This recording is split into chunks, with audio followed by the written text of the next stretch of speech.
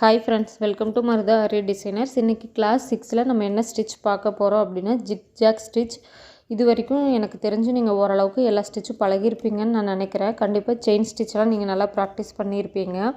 So இதுக்கும் அவ்வளோதான், குட்டி குட்டியாக இப்போ நான் போடுற மாதிரி செயின் ஸ்டிச் போட்டுக்கோங்க. ஃபஸ்ட்டு செயின் ஸ்டிச் போட்டு ஒன்று வச்சுடுங்க. அதுக்கப்புறம் அது மேலே ஜிக்ஜாக் ஸ்டிச்சு எப்படி ஒர்க் பண்ணணும்னு நான் சொல்கிறேன். இது வரைக்கும் என்னோடய சேனலை சப்ஸ்கிரைப் பண்ணாதவங்க எனக்கு ஒரு சப்ஸ்கிரைப் கொடுத்துருங்க. பக்கத்தில் இருக்க பெல் ஐக்கானை கிளிக் பண்ணிட்டீங்கன்னா நான் போடுற வீடியோஸ் எல்லாம் உங்களுக்கு அப்டேட் வரும். ஃப்ரீ ஆரி கிளாஸில் ஜாயின் பண்ணணும்னு நினைக்கிறவங்க ஸ்க்ரீனில் தெரிகிற நம்பருக்கு காண்டாக்ட் பண்ணி ஃப்ரீ ஆரி கிளாஸில் ஜாயின் பண்ணிக்கோங்க. செயின் ஸ்டிச் போட்டு முடித்ததுக்கு அப்புறமா நீங்கள் ஒரு எப்பயும் போல் எண்ணாட் போட்டு க்ளோஸ் பண்ணிவிடுங்க. நீங்கள் ஃபஸ்ட்டு பிகினராக இருக்கும்போது என்ன பண்ணணுன்னா, ஒரு ஸ்ட்ரைட் லைன் ஃபஸ்ட்டு போட்டு அது மேலேயே ப்ராக்டிஸ் பண்ணி பழகுங்க. அப்போ தான் ஸ்டிச்சஸ் ஒரு மாதிரி ஸ்ட்ரைட்டாக நல்லா உங்களுக்கே உங்கள் மேலே ஒரு கான்ஃபிடென்ட் வரும், ஸ்டிச்சஸ் நல்லா ஸ்ட்ரைட்டாக இருக்கும்போது. அதுக்காக தான் நான் எல்லா ஸ்டிச்சுமே ஒரு கோடு போட்டு உங்களுக்கு சொல்லி கொடுத்துட்டு இருக்கேன். நெக்ஸ்ட்டு வாங்க கிளாஸ்க்கு போகலாம். எப்படி ஜிக்ஜாக் ஸ்டிச் போடலான்னு பார்க்கலாம். என்னோடய எண்ணாட் வீடியோ பார்க்காதவங்க டிஸ்கிரிப்ஷன் பாக்ஸில் லிங்க் கொடுக்குறேன், போய் பாருங்கள். எண்ணாட் போடும்போது உங்களுக்கு த்ரெட் தூக்கிட்டே இருந்தால் நல்லா இருக்காது, கிளாத் டேமேஜ் இருந்தாலும் நல்லா இருக்காது. என்னோடய எண்ணாட்லாம் பாருங்கள், போட்டு ஃபினிஷ் பண்ண உங்களுக்கு அடையாளமே இருக்காது, அந்த மாதிரி தான் போடணும்.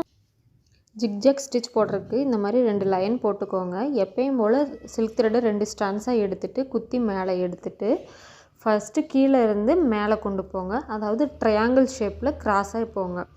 அதுக்கப்புறம் எந்த ஒரு குட்டி லாக் ஸ்டிச்சும் கிடையாது, திருப்பவும் கீழே கொண்டு வாங்க. கீழே அதுக்கு ஃபஸ்ட்டு போட்ட ஸ்டிச்சுக்கு பேரலாக போடணும்.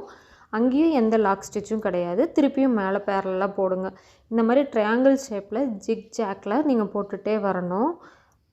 இப்போ நான் போடுற மாதிரியே போட்டுகிட்டே வாங்க. உங்களுக்கு எந்த லாக் ஸ்டிச்சும் நான் போடலை. ஃபஸ்ட்டு கீழே கொடுத்துறேன், அதுக்கப்புறம் மேலே கீழே எடுத்துகிட்டு போய் ஒரு ஸ்டிச் போட்டுட்டு திருப்பியும் மேலே கொண்டு ஒரு ஸ்டிச், இப்படியே போட்டு கண்டினியூஸாக ஜிக்ஜாக் போடுங்க. ஒவ்வொரு ஸ்டிச்சுக்கும் கேப் பார்த்திங்கன்னா ஈவனாக இருக்கணும்.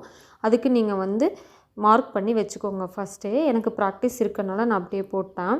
அதுக்கப்புறம் எண்ணாட் போட்டு க்ளோஸ் பண்ணிவிடுங்க. இப்போது அந்த செயின் ஸ்டிச் மேலே ஜிக்ஜாக் எப்படி போடலான்னு நான் சொல்கிறேன். ஜிக்ஜாக் ஸ்டிச் எப்பயுமே ஈவனாக இருக்கும்போது தான் பார்க்கறதுக்கு ரொம்ப அழகாக இருக்கும். அன்ஈவனாக இருந்தால் அது நல்லா இருக்காது.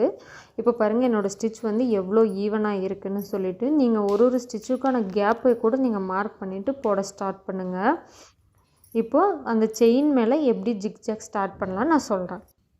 எப்பவும் போல் கிளாத்துக்கு கீழே இருந்து த்ரெட்டை மேலே எடுத்துக்கோங்க. அங்கே என்ன பண்ணணும், பெருசு பெருசாக போட்டோம் இல்லையா, அந்த மாதிரி போடாமல் இந்த குட்டி செயினுக்கு ஏற்ற மாதிரி குட்டி குட்டியாக கீழே மேலேன்னு ஸ்டிச் போட்டுகிட்டே வாங்க.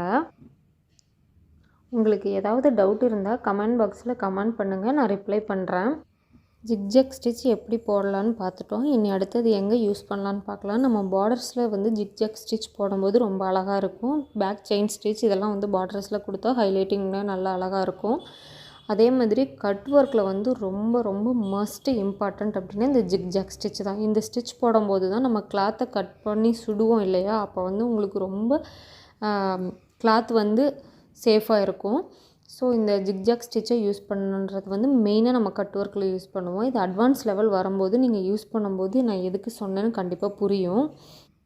ஓகே ஃப்ரெண்ட்ஸ், இன்றைக்கி கிளாஸில் ஒரு டிப்ஸ் சொல்லலான்ட்ருக்கேன். நீங்கள் சில்க் த்ரெட்டு எப்போயுமே வாங்கினீங்கன்னா டபுள் ஸ்டான்ஸாக எடுக்கிறதுக்கு ஒரே கலரில் 2 வாங்கிக்கோங்க. அப்படி வாங்க முடியாதவங்க ஒரு நூல்கண்டு வாங்கிட்டு அதை பாபின் இருக்கும் இல்லையா, நம்ம தைக்கிறதுக்காக கீழே யூஸ் பண்ணுவோம் இல்லையா, அந்த பாபினில் சுற்றி வச்சுக்கோங்க. பாபினில் சுற்றி வச்சுட்டு முடிச்சு போட்டுட்டு யூஸ் பண்ணுங்கள். உங்களுக்கு த்ரெட்டு வேஸ்ட் ஆகவே ஆகாது. இல்லை சும்மா த்ரெட்டை எடுத்துகிட்டு அதை யூஸ் பண்ணிங்க அப்படின்னா ரொம்ப த்ரெட்டு வேஸ்ட் ஆகும். த்ரெட்டெல்லாம் வேஸ்ட் பண்ணாதீங்க. என்னோடய வீடியோ பிடிச்சிருந்தா உங்கள் ஃப்ரெண்ட்ஸ் அண்ட் ஃபேமிலிக்கு ஷேர் பண்ணுங்கள். என்னோடய சேனலுக்கு சப்போர்ட் பண்ணுங்கள். மறக்காமல் என்னோடய சேனலுக்கு ஒரு லைக் கொடுத்துருங்க வீடியோவுக்கு. Thank you for choosing Marutha Aari designers.